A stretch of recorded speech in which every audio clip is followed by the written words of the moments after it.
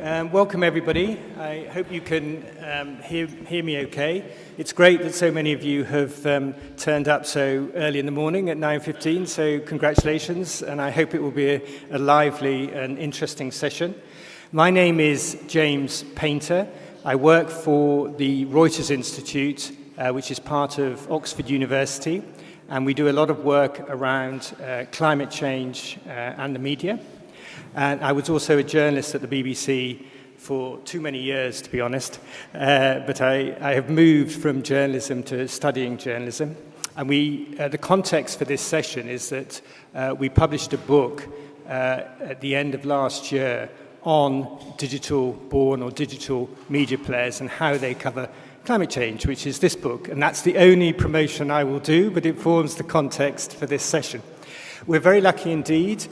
We've got two great speakers. So we've got Milène Larsen from Vice, who is a senior producer and a reporter for Vice News. She's won a lot of awards for her documentary filmmaking, but if I listed all of them this morning, it would take at least another 5 minutes. So I'm just going to say she's a very, very established documentary filmmaker, and she's going to be talking about Vice's coverage in general of environment issues, and specifically about how they covered the COP summit in Paris at the end of 2015.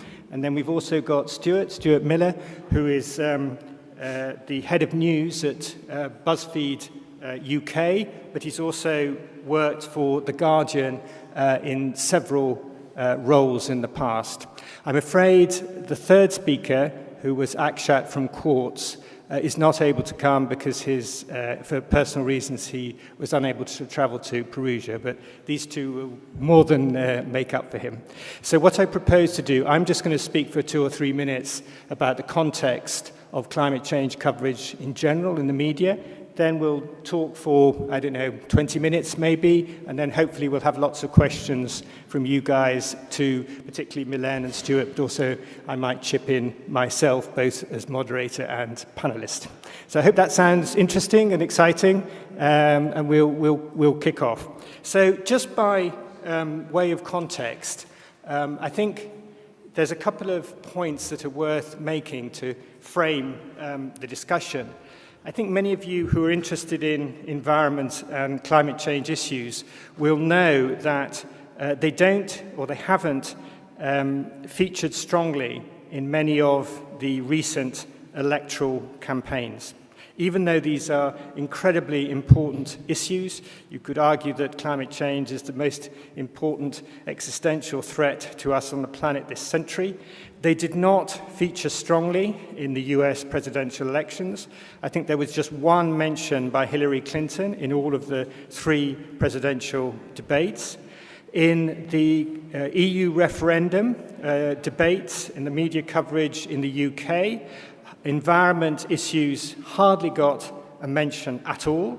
There's a study by my colleagues at Loughborough University which showed it came bottom of around a list of 10 topical issues in the media coverage. No one was talking about the environment, even though in the UK most of environmental legislation comes from the EU. There was recently a study of the US amount of coverage of climate change on the US major networks in 2016, and there was a grand total of just 50 minutes right across 2016 in the evening bulletins of ABC and other networks, and that was at a historic low. So I think the real issue that would be really fascinating to hear both Milène and Stuart talk about is how do you make this difficult topic of climate change interesting to audiences? There's a lot of academic work showing that for many audiences it's too remote, too alarming, too depressing for people to really engage with. And yet these new, what we call digital-born players like Vice, like BuzzFeed, we could also mention Vox and others, have actually allocated a lot of resources and a lot of thought and a lot of interesting new ways of covering that topic. We chose for this book, which may be of interest to you, 3 of these new or newish players, which were Huffington Post and these 2, Vice and BuzzFeed. And the reason that we did that was we did a lot of survey work in 26 countries, which showed that those 3, Huffington Post, Vice and BuzzFeed, were very popular amongst those audiences who were already interested in environmental news. Huffington Post in the US was the most consulted source by particularly young people, but by all age groups, more than New York Times and others. Vice and BuzzFeed did very well as well, not just in English-speaking countries, but also in France as well.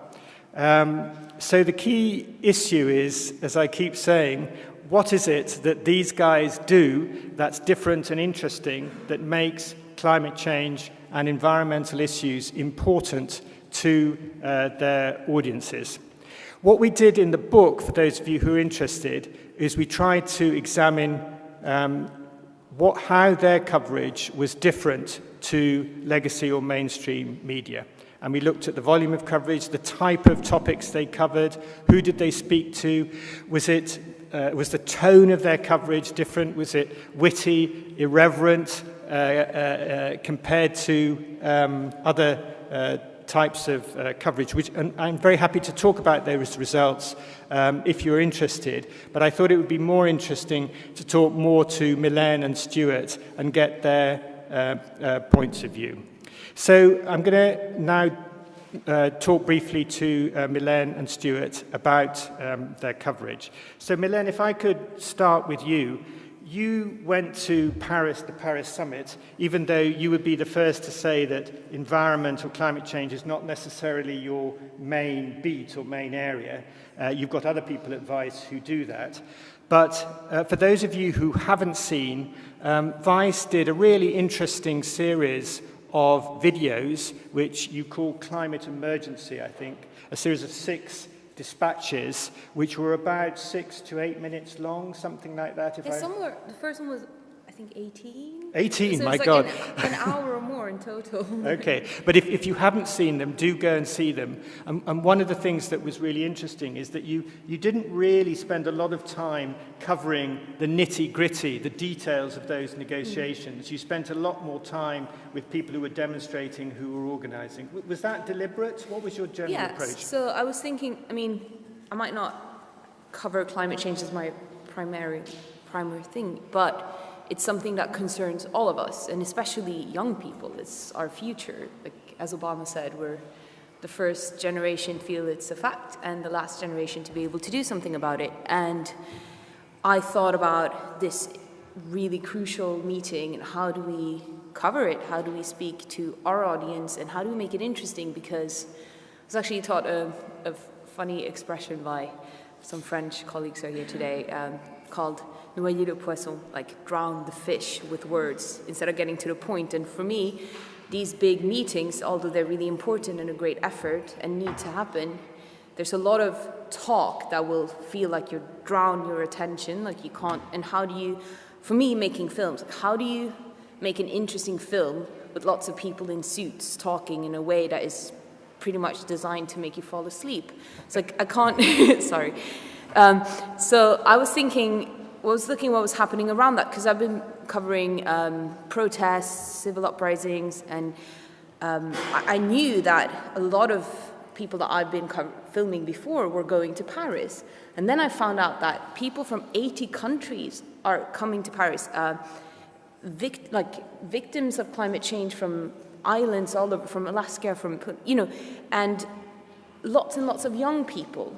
And it was going to be, Paris is going to have the biggest climate march in history. And also, they were going to try to, the Coalition Climat 21, so it was like the coalition of all the different groups, were organizing their own summit. So these were passionate people who came and did what they felt was put pressure on politicians at this crucial time. And that was the passion and the sort of creativity with all the different things that they were doing. They were doing lobby tours, they were doing civil actions, they were doing posters where they were making, you know, almost like using humor to point out how many of the big emitters were actually sponsoring the talks, and how this is a way to buy time and greenwash their continuous use of fossil fuels, when we're actually, like they said, that's why we called it climate emergency, because France at the time was in a state of emergency.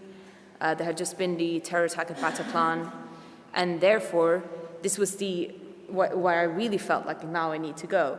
All of these people who had gathered, who had planned for years to come, were suddenly not allowed to protest because of the state of emergency. And for them, the climate was a state of emergency, and I think we can all agree to that. And the biggest climate march in history was about to take place the day before the talks began, and where all of the world leaders were in Paris, people were not allowed to march. So I thought, hey, I have a camera, we have thousands of people who watch our stuff, I'm gonna give them a voice. So yeah. But one of the interesting phrases that you used there were a lot of passionate people on those demonstrations. And I think one of the ways that your reports stood out was the role of emotion and the role of passion, whereas many of the other reports that the mainstream media may have done were much less passionate or emotional. Do you see that as part of your reporting, to try and capture the emotion and the passion? Well, I mean, what else will drive change? Like, I don't know. Like, it's just that day, Ban Ki-moon said, now it's more important than ever for civil society to put pressure on your leaders. And how do you do that without passion, without this? So it's about, you know, cutting through all of this bureaucracy and all of these sluggish things, all of these compromises with the people who are polluting, and just get people who are there like, wait a minute, our planet is gonna, you know, not last for more generations, and we are actually really angry about this. And it was the anger that, you know, like we said, climate change is something so distant. It's easy for politicians to play on our sort of, oh, it's distant, I don't know what to do about it. I'm just not going to think about it and continue driving my car and using lots of plastic cups and I don't know, you know, and then you need to make it more of an imminent threat. And so I think people who were there many of them already facing the effects of climate change, many of them really taking this seriously. To them, it is an imminent threat, and I think that was a way of saying that during these talks. The other crucial, in my view, about your style of reporting that distinguishes you from many other styles of reporting is what you and others have described as immersive journalism. So not all of them, but on some of these climate emergency dispatches, you were quite clearly taking the viewer on a journey with you. You were there in the demonstrations, as you said, you smelt the smoke, you felt the fear, you were there in a way that perhaps the BBC would not have been there. And I'm wondering how you would describe to this audience, what is that style of reporting that is broadly called immersive journalism? Well, I mean, I'll give some very easy example. I mean, the idea of immersive journalism is to, in a way, if you're the viewer, what would you experience if you were there as somebody who is sort of catapulted into it? Mm-hmm. And so in a way, the way we use host is almost like an avatar for our audience. That like an avatar? Yeah. Well, isn't that what Avatar was? Like you go in and... Yep. Yeah. I mean, that is the idea of just going through something, an event, and then meeting people. But we also try to make it very character-driven, find people to give people a voice within this and finding out through this. So we're just like the way of using a red thread throughout. So for example, some of the dispatches were following what was happening during the course of a day, and it was not always the same people. So you go there and show all the different things happening, and yeah. Okay, I'll come back to you if Yeah. I may, but let's just bring Stuart in. BuzzFeed also sent somebody to cover the COP summit. BuzzFeed also do a lot of coverage of climate change and the environment in new and interesting ways. So maybe, Stuart, give us the big picture. Is climate change and the environment a big story, and how are you trying to be different to reach your particular audience? It's a big story for BuzzFeed. So you understand, we have two science correspondents based in London and then a science team in New York, including a specialist environment reporter. It's a big part of their coverage, and the brief is always, like every BuzzFeed story, is to try and find the framing of the story or the emotional centre of it that will make our audience want to read it, share it, and engage with it actively. And it was interesting hearing Mylène talking about how she approached Paris, because that's almost exactly how we approach the climate story as well. It's the sort of dry policy decisions of, negotiations and 2C versus 4C and all that stuff just leaves people cold. Whereas if you find the people who are affected by it, the emotion, the passion, and find a way and take the reader to those events, then they will engage with it. In BuzzFeed, we're always trying to do serious things in a fun way and fun things in a serious way, and that's how we approach all our journalism. And climate is just a sort of another example of that. So we're always trying to find sort of witty or sort of fun frames to do subjects. A good example is we have a data specialist on the science team in the US, and he did this amazing thing during the US election campaign where he, when Trump had said that climate change was, quotes, bullshit, he took sea level rise data and mapped it against all Trump's oceanfront properties and showed that, and then we built GIFs of this visualization of the water taking out Mar-a-Lago and Trump Hollywood and all these US properties, and that was huge because it was sort of, it was cheeky and it was fun, but it was also deadly serious and political as well. And we learned a lot from that stuff, although I should say, for all BuzzFeed's sort of audience magic, it is still really hard. You have to work really hard to get people to engage and care, and quite often even the sort of best climate idea just doesn't fly because people just think it's too big, it's too hard, I'm not going to think about it. If I could just pick up on a couple of those issues. Do you happen to know which of the stories or treatments or content that you have done have been shared a lot? As we all know, you're completely driven, or mostly driven by shares on social media platforms. Do you know which type of stories or which type of treatments do well? Actually, I mean, I was looking at sort of climate change stuff, preparing for this, and there's lots of different types of stories do really well. So since Trump was elected and he's sort of, gone about sort of dismantling the whole sort of infrastructure for tackling climate change, it's become a sort of much more serious political news story. And we've had a couple of big scoops there. And when you break a big story, then people really engage with that, especially when it sort of feeds into that sort of Trump for example? wave. Well, we broke a story just after Trump took office. I think it was in that sort of first 2 weeks where he was sort of shutting down science, basically, and we broke the story that they had locked down the US Department of Agriculture scientists from speaking publicly about any findings, and that completely blew up, and within hours the administration had backpedaled, and we got the scoop on them backpedaling as well. But that story was massive for us. But at the same time, the Trump sea level rise one I'm talking about was also huge because that was funny and serious. We also do things like quizzes, which always do really well because it's a sort of fun way of getting the sort of science facts across in a sort of more engaging way, just in, here's another explainer that you could find on Google. So all those different kinds of coverage do really well, but you'd really have to sort of, you have to have a sort of really good idea and execute it well, or find a great story to make people want to read it. Yes, I remember you did a quiz on, do you know more than the average American? Yeah. That's slightly racist, isn't it?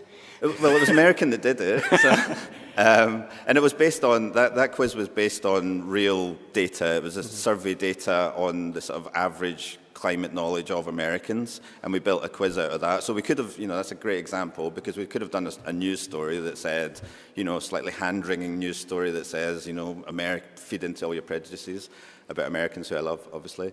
That Americans know very little about climate change, and you could have done it in a really straight way, but we did it as a quiz, and people loved it. And you did one, 10 furry animals that are under threat from climate change. Was that popular and successful? Yeah, those things always do really well. And the other one, the sort of, 11 insane pictures of how people are adapting to climate change. Those are classic BuzzFeed frames for doing fun stuff, where you make it very visual, and you use sort of fun quotes and pictures, and people just want to share those, and those are the things that sort of blow up on Facebook. Or in Paris, we had a reporter in Paris called Jim Dalrymple, who's based in the LA office, and he's a he's not a science reporter, he's a BuzzFeed reporter, and he used all his BuzzFeed sort of frames and tricks to try and make Paris more engaging. So we do, we often, at big events, we do a whiteboard thing where we get people to write a message on a whiteboard and take a picture. So we did a lot of that sort of coverage there, which is very much about taking people behind the scenes, and this is what it's like here, this is what people are really talking about.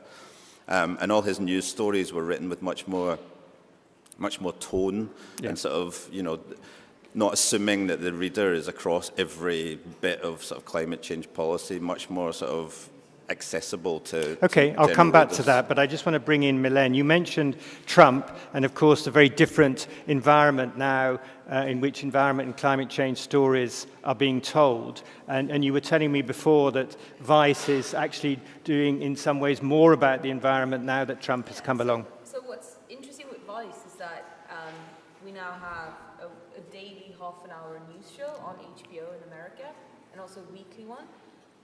With longer pieces, and Vice News Tonight, as it's called, has hired one of the best young environmental reporters called Ariel Duhaime-Ross, who is now since Trump was elected, taken on so many climate change stories, especially affecting Americans, and on primetime TV. So what we do is that we use our resources to get stories out about climate change in today's America, as well as all of these pieces then being able to live online and on social media and so on, so that we use all of the different platforms to reach as many audiences as possible. And is that partly because you think that mainstream media or legacy media in the US aren't doing this story enough, or is it more driven by what your younger audience is interested in? Well, I guess it's both. Yeah. Okay. And before I hand over, and I hope you've got lots of questions, is one of the interesting findings of our survey was that both Vice and BuzzFeed, and to a less extent Huffington Post, but you could also say the same of Vox, often the approach is not necessarily what's the story or what's the angle, but how are we going to represent this visually? What works visually. So the amount of photographs and the amount of videos that you guys, not so much video in your case, but certainly your case. In other words, it was a very visual experience, much less text-based than perhaps would have been the tradition with other players. Is that something at BuzzFeed that you're very conscious of? One of the sort of rules of thumb of getting people to share things, especially on Facebook, is it has to be visual, and lots of text doesn't share well. People just switch off. And also, these are really sort of complicated stories. So, and if you can tell them in a visual way, it makes them much more understandable. So that's always something we're thinking about, and also more video, because we're sort of hiring lots of video people. We've just got a video news person in London now, and we're thinking about how we sort of tell stories with video too. Can I just pick up on something Mylène said as well about, I think on Trump, it does feel like there's a sort of gap there that needs to be filled, and I know the New York Times and others are hiring lots of environment correspondence, but I think it's an interesting thing just now, because of the way Trump is going, that the climate story has almost sort of stopped being a science story and is now hardcore politics. And that's very much the sort of area we're looking at, sort of picking this story up, because it does feel like there's a sort of gap there. And BuzzFeed's always been about finding beats in areas that others are not covering well, so that feels like a good one for us to be.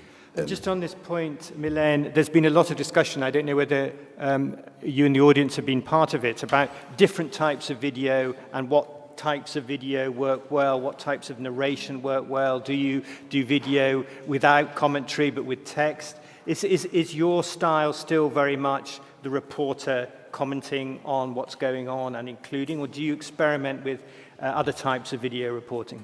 Well, now we have so many different formats, and but for example, the news show, we've started using, because we're suddenly having to make shorter pieces, then we have to use a lot of the information creatively in sort of graphs or visuals on the actual story, so that you can get, while you're seeing a story about somebody affected, for example, like an island outside of Virginia where half the island is already underwater and it's going to be underwater, so you'll have climate refugees in the US. You'll get stats about how much this is affecting years, all of these things that you don't need to say while you're watching the image. So yeah, there are ways of using different ways of storytelling. But I think the main thing still is always the story, and to have it story-led, and to be really smart when you think about what you do, and to make things tangible. And I mean, the climate story is very much, in a way, the David and Goliath narrative, and climate doesn't care. It doesn't have feelings. You can't talk to it. But what you can do, which poses a bit of a difficulty when you. But what you can do is, as you said, you talk to the people who are affected by this, or who are working towards trying to find the people responsible. And then you have the people responsible for the global warming. And this is really interesting. So Ariel did a story, which I really, really found fascinating, about a mountain guide in the Andes who is the first person to sue a big emitter for potential future damage of climate change. And the reasoning, it was super interesting. The reasoning was, and it was a lawyer in Germany who had taken this upon, she was like, this is really good, this is what we need to do. So the reasoning was, it was a German, I can't remember the name of the greenhouse gas emitter, but who was, I think, PM or something, who was actually responsible of 0.5% of global warming with their emissions. And so their reasoning was, since you're responsible for 0.5% of the global warming, then surely you should then be responsible for 0.5% of the cost of this glacier lake that's going to come and invade our village. So we're going to sue you so that we can protect our village. And that was really interesting because, and obviously the company came back and said, there is no legal obligation for us to do anything like that. And this is the thing. This was the problem with the COP21. It's not legally binding. Where are the accountability mechanisms? And none of the big polluters have any response.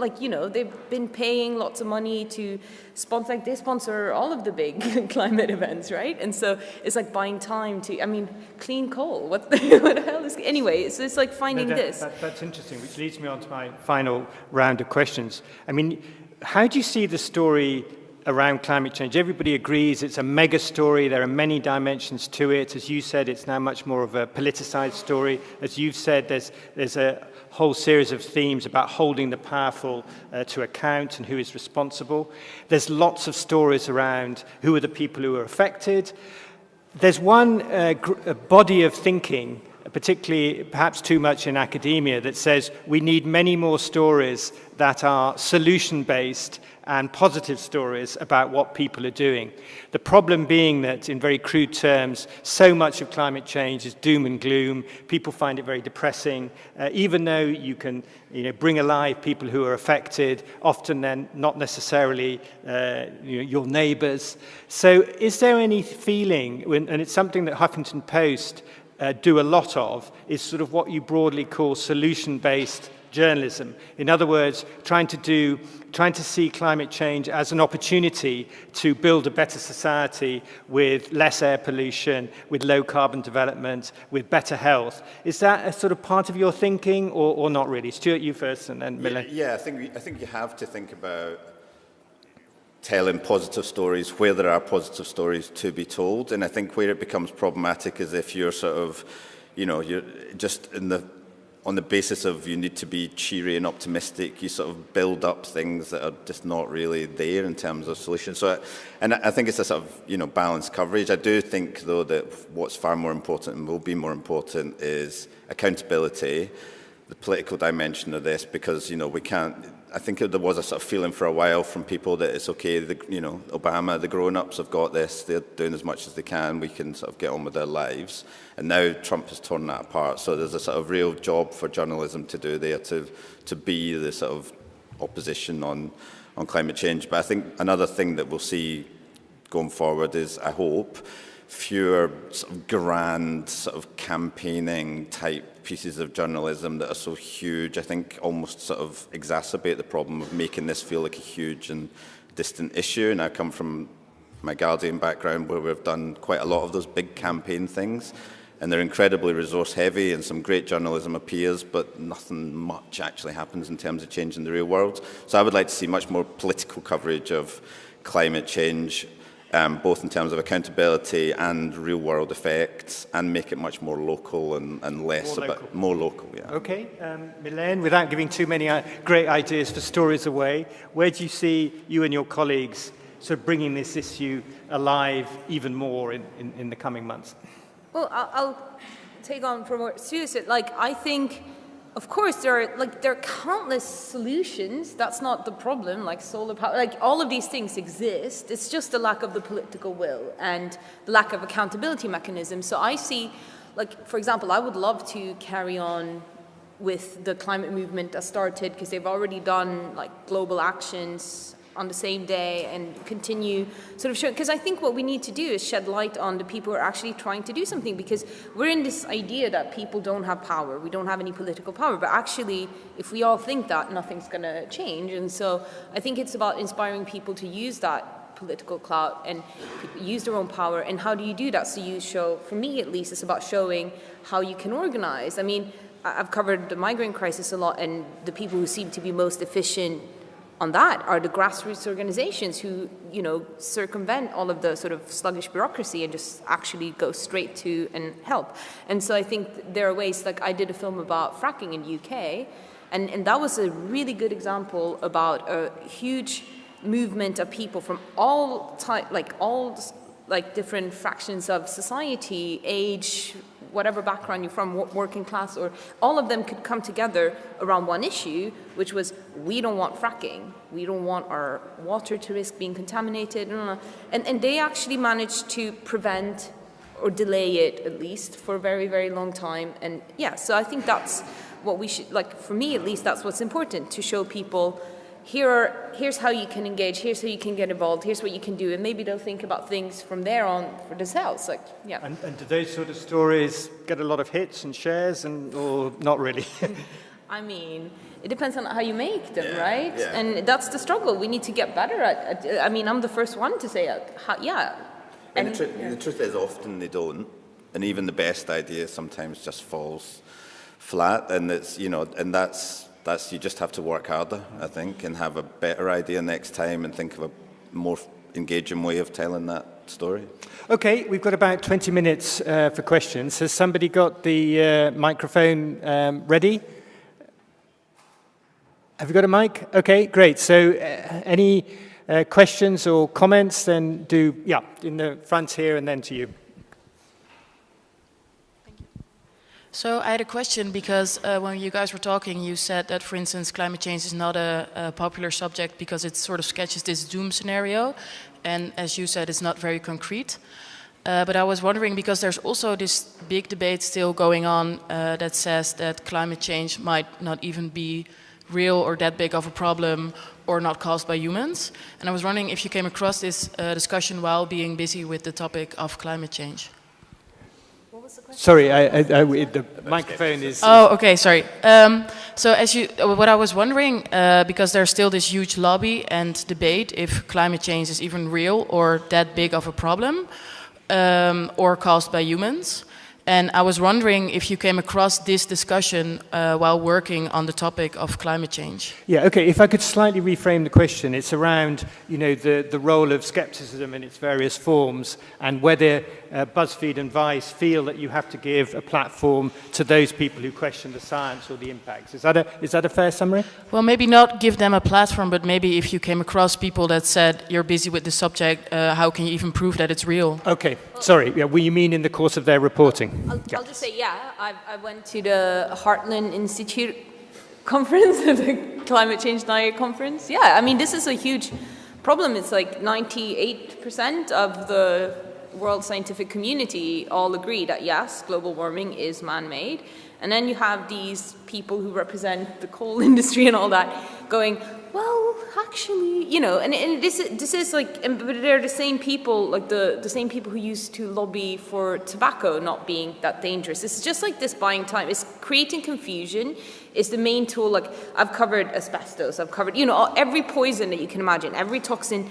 You'll always have the lobby going, well, actually, there is not full scientific agreement. So you create confusion, and that's how you, that's how you win, or not win, but buy time. But I mean...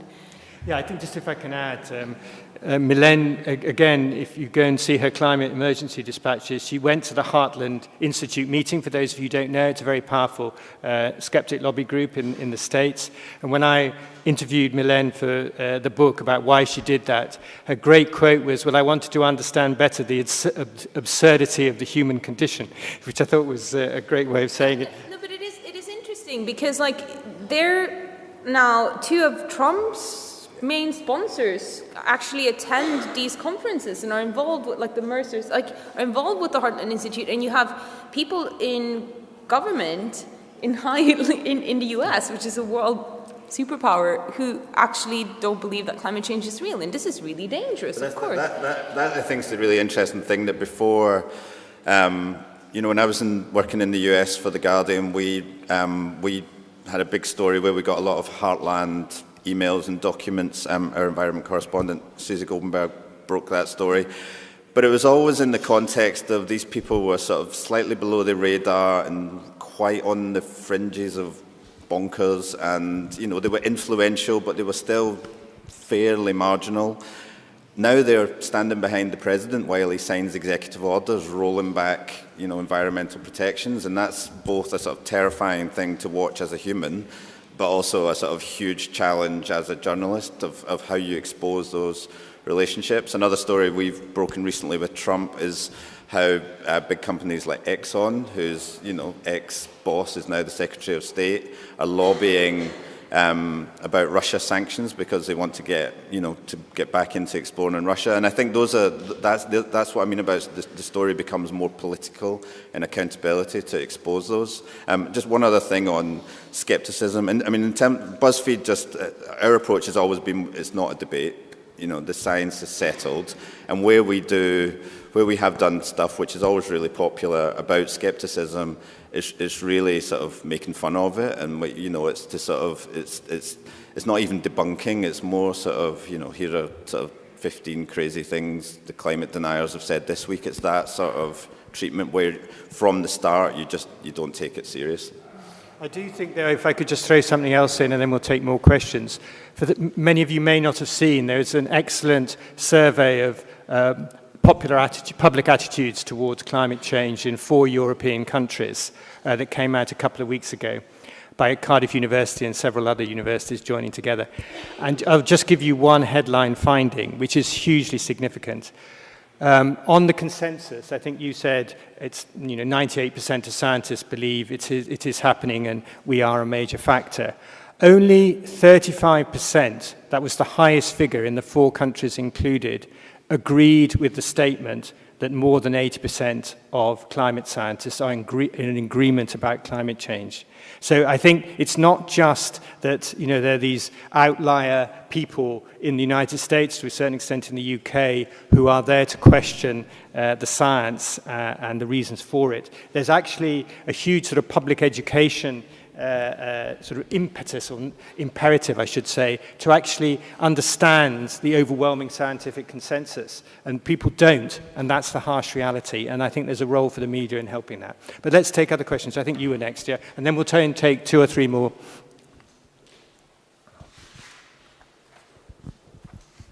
Well, it's kind of going on her question, because I listened to a report lately of an old coal miner who was talking about clean coal, and that coal wasn't really that dangerous, but you could hear his breathing. He was in terrible state. It was really painful just to hear him say those things. And then in that way you're not talking about the lobbyists and things, but you're talking about the people, the people you want to reach out to, and you want to get out into the streets. And he's probably not the only one. So how are you going to convince those people who are just so dependent on this coal because it's their work, that they are denying their own physical state? Was this a coal miner in the USA, was it? Yeah, it was USA, Okay, yeah. so coal miners in the USA, as we well know, Trump has made some very strong statements about supporting coal. So how do you cover that? And indeed, how do you take coal mining communities with you in a way that can move towards low carbon development? A nice, easy question. Yeah, I'm not sure how many coal miners that we have in the BuzzFeed audience, but I think there's only so much you can do, and I don't think it's the job of journalists to try and persuade every single person that about the rightness of a case. What you have to think about is just continuing to report finding the story, reporting the facts, breaking stories, finding engaging ways of telling them, and you can't somebody whose livelihood depends on it, whose physical health has been broken by it, but still believes, you sort of got to think that's a lost cause, really, I would say. But in terms of reporting, I think some of the things we've had success with is where you go to sort of communities that are unexpectedly being hit by the effects of climate change, and you show where the sort of failures of political accountability and the influence of big money has led to their problems. So there was some parts of South Carolina which were hit by hurricanes, which previously didn't used to get hit by hurricanes because the way warming has sort of changed these weather patterns.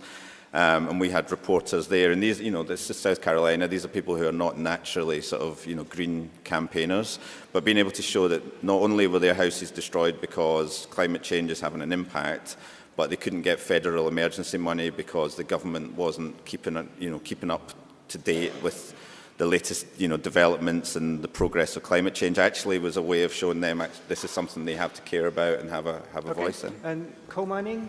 Well, no, I think that's quite interesting because we see climate change as maybe not an imminent threat, and what is an imminent threat are lots of people losing their jobs within the fossil fuel industry, and this is something that politicians use, and it's something that maybe in a weird way, in the way our human brains are geared towards their own detriment, is like the way that you can cause something that it's important to act on now. So that's why suddenly you went from Obama trying to actually do something and take responsibility to Trump, who goes, let's end the war on coal.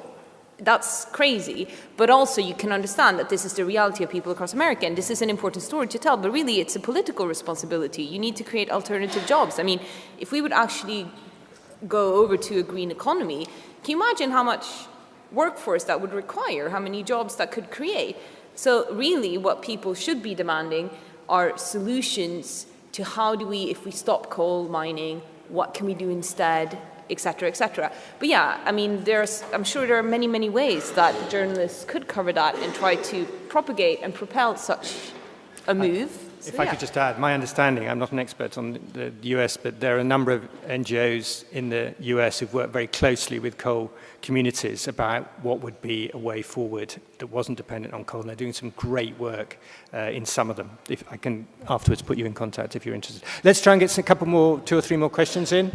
Any others? Yep, at the back there. Hi. You were saying that a lot of good climate stories don't do very well online. So even if you think, well, this will do well in terms of clicks or shares, but they don't. But I was just wondering, what do the stories that do very well have in common? Is that humor? Is that emotions? Is that, what is it? I think you said, you pointed out some, but if you could give more examples, that would be great. I think it's, they don't all have the same elements, but I think for BuzzFeed, whether it's climate change or anything else, the things that do well is where you sort of find the emotional heart of the story and then frame it around that. So, emotion, which Marlene talks about, that's a passionate response.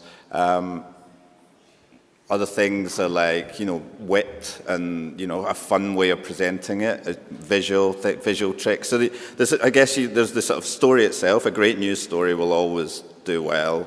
There's something which has got a sort of real emotional centre, and often that will be character-based. So if you find, real people at the middle of a story and then build the story around them, those tend to do better. And then there's just sort of great presentation or wit or humour or fun. So not all the stories have all of those, but they'll always have a bit of each. Yeah. Yeah, no, I'll say the same thing. You need to have a really strong story, a really good story like with characters and passion and all of this.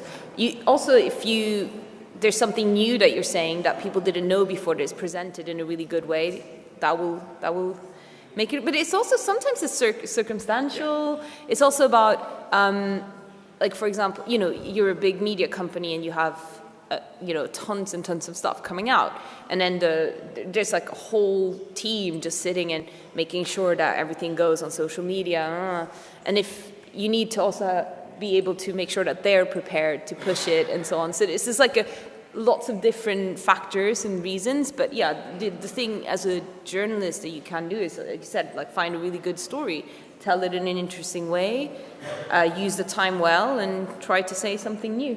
If I could just abuse my position, just very briefly, is there evidence that your audience, which is essentially millennials in most cases, actually are more interested in environment stories and climate change stories than others? Just quickly. I'm not sure about more interested, but they are sort of definitely interested and start from the position of it's real. Yeah. Okay. I think you were next in the front. I was late arriving, so maybe you addressed this in your opening remarks, Stuart, but you did reference briefly while I was here something about the Guardian's campaign, Keep It in the Ground, and you seem to poo-poo that in some way. So from afar, it looked like a great piece of advocacy journalism at scale. And your Rusbridger basically said there's no argument about climate change and we have a moral responsibility to report this as it's actually happening. Yeah. So it looked great, but it didn't move the needle, you don't think? I think I hesitate to sort of, criticise the project. I thought you're absolutely right. It was a magnificent piece of advocacy journalism. There was a big team of really world-class journalists in a room for months, putting together an incredible package of stories that were meant to be both a sort of call to action and sort of, it had solutions in terms of divestment.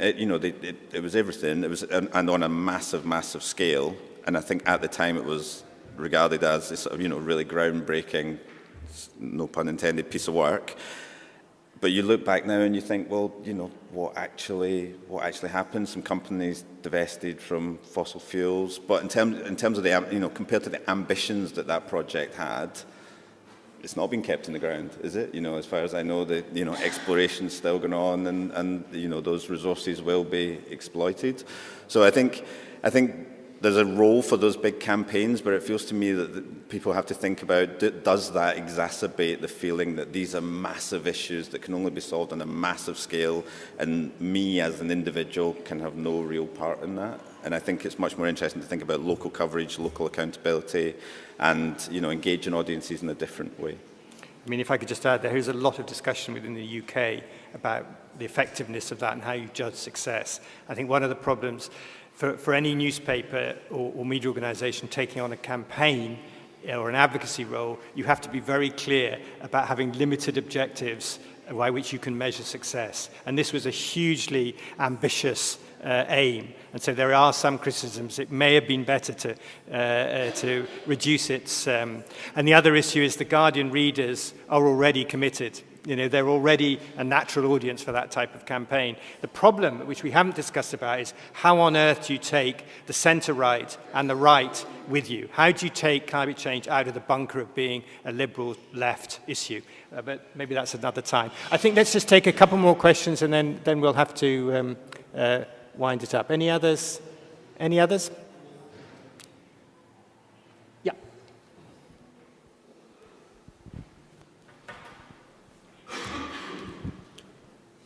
Hi.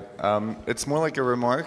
It's, I feel people are talking a lot about climate change, but maybe not addressing or not mentioning or including within that expression other issues like the loss of biodiversity or, I don't know, the erosion of the land, the loss of fertility in the soil.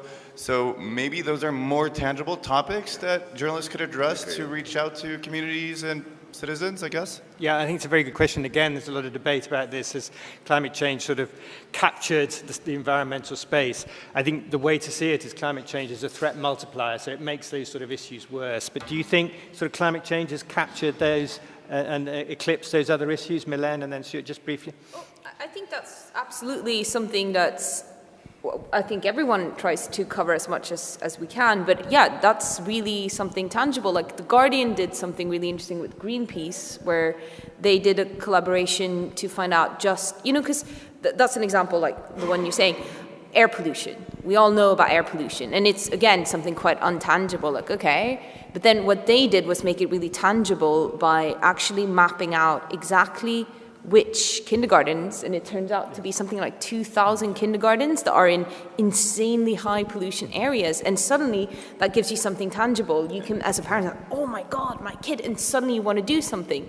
Whereas, oh, there's air pollution, okay, what am I, you know, so this is true. I think this is something that we should focus more on and actually use our time and being able to be paid to find out these things. Like, that's something more journalists should take the responsibility to do, and maybe more collaborations like this. I thought that was brilliant because you then give people a tool and the information they need to go and do something. And I think that's definitely something that journalism should Yeah, and be just doing if I more. could add, it does relate very much to what Stuart was saying. A lot of the problems, we haven't talked about it here, is local impacts. But the state of local journalism in many countries now is so under-resourced in such difficult conditions that it tends to be big national media organizations covering big themes, whereas if you could somehow get local media and local media organizations involved in local impacts from air pollution and others, then you would really be onto something. But Stuart, have you... I was going to give exactly the same example as Milène. Air pollution has become a big story in the UK this year, because people have started realising that it's a thing that affects them very directly. We did a story in early January, I think about the 7th, 8th of January, about how for all the roads in London where the annual emissions target had already been breached within the first week of January. And again, that got a sort of lot, so we visualised that, and that got a lot of shares, and then that sort of rolled on into this sort of Guardian, the fantastic Guardian Greenpeace operation. And that feels like, in the UK, that air pollution feels like it's actually become a thing that's got real grip now, and it's become a proper political issue because journalists have sort of kept going at it and make it relatable. And I think that's my point about climate change is a sort of huge sort of subject that people find it really hard to get their head around. But my kids can't breathe on their way to school is something that people really get. Yeah. Okay, unfortunately, I think we're going to have to bring it to an end. But can we thank Milène and Stuart very, very much indeed for a great conversation.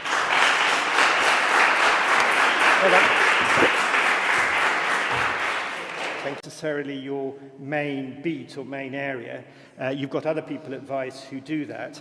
But for those of you who haven't seen, Vice did a really interesting series of videos, which you call Climate Emergency, I think, a series of 6 dispatches, which were about 6 to 8 minutes long, something like that. The first one was, I think, 18? 18, so my like God. An hour or more in total. Okay, but if you haven't seen them, do go and see them. And one of the things that was really interesting is that you didn't really spend a lot of time covering the nitty-gritty, the details of those negotiations. You spent a lot more time with people who were demonstrating, who were organizing. Was that deliberate? What was your general approach? Yes, so I was thinking, I mean, I might not cover climate change as my primary thing, but it's something that concerns all of us, and especially young people. It's our future. Like, as Obama said, we're the first generation to feel it's a fact, and the last generation to be able to do something about it. And I thought about this really crucial meeting, and how do we cover it? How do we speak to our audience, and how do we make it interesting? Because I was actually taught a funny expression by some French colleagues who are here today, called noyer le poisson, like drown the fish with words instead of getting to the point. And for me,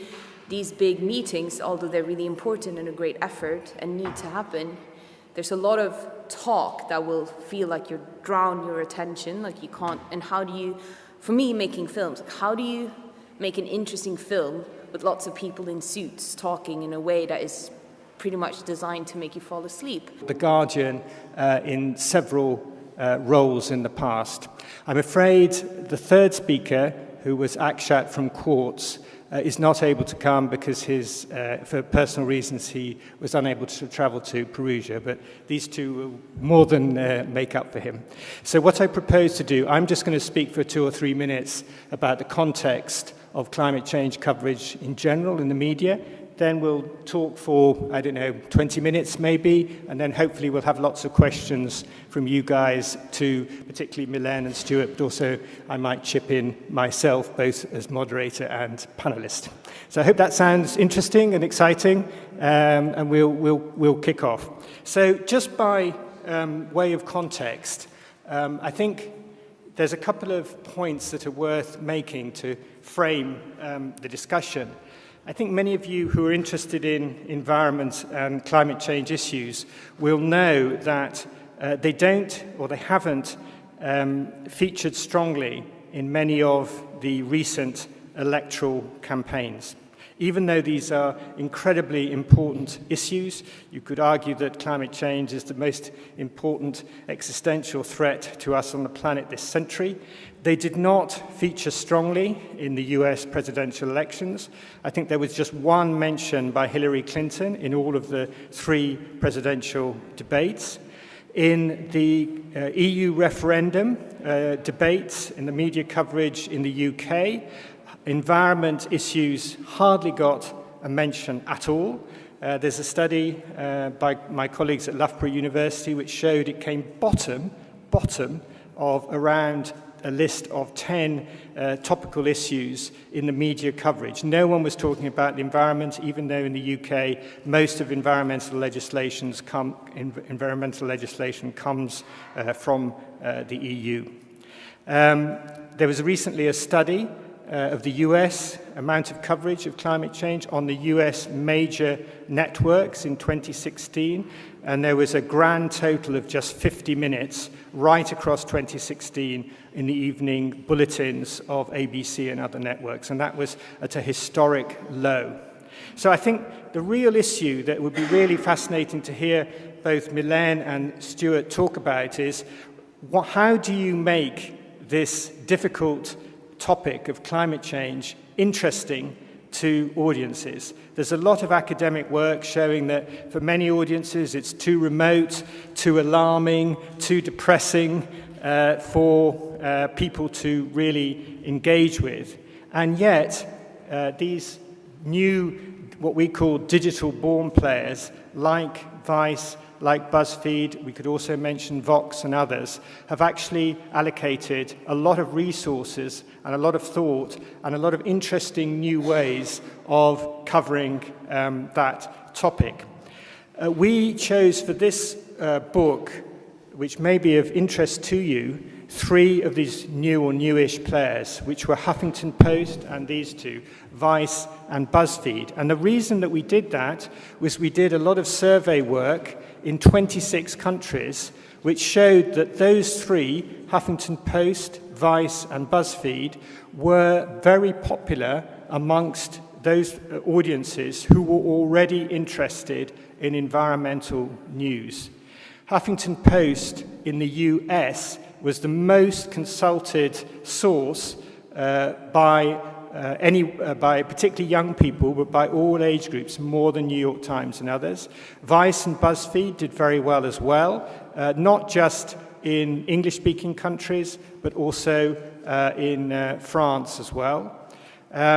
So the key issue is, as I keep saying, what is it that these guys do that's different and interesting that makes climate change and environmental issues important to their audiences?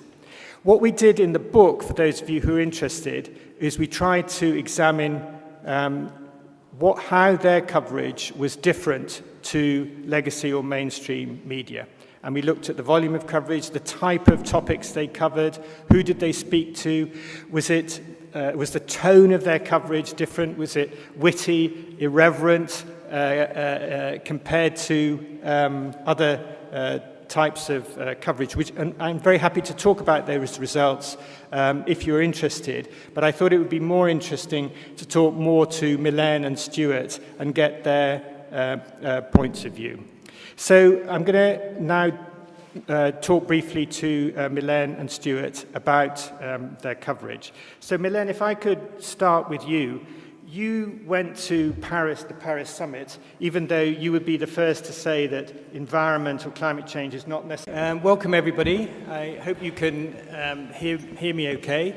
It's great that so many of you have turned up so early in the morning at 9:15, so congratulations, and I hope it will be a lively and interesting session.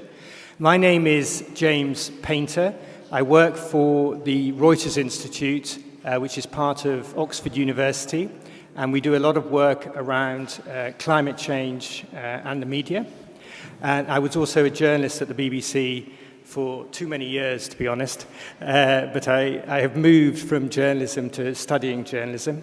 And the context for this session is that we published a book at the end of last year on digital-born or digital media players and how they cover climate change, which is this book, and that's the only promotion I will do, but it forms the context for this session.